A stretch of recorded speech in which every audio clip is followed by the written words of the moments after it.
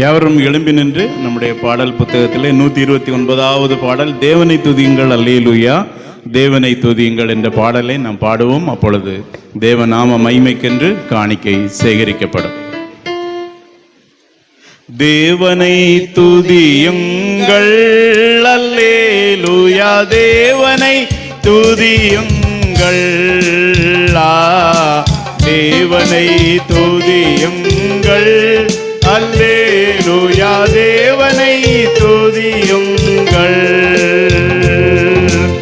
அவருடைய பரிசுத்த ஸ்தலத்தில், அவருடைய பரிசுத்த ஸ்தலத்தில் அவரை துதியுங்கள்.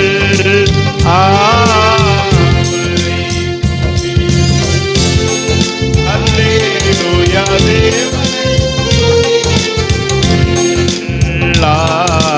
தேவனை துதியுங்கள் அல்லேலூயா, தேவனை துதியுங்கள். அவர் வல்லமை விளங்கும் ஆகாய விரிவை, அவர் வல்லமை விளங்கும் ஆகாய விரிவை பார்த்து துதியுங்கள்.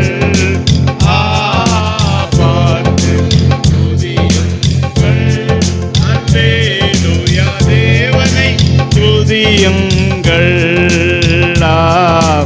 தேவனை துதியுங்கள் அல்லேலூயா, தேவனை துதியுங்கள்.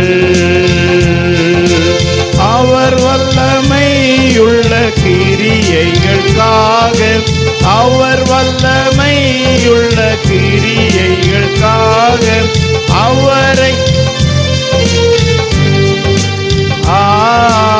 அவரை துதியுங்கள் அல்லேலூயா, தேவனை துதியுங்கள்.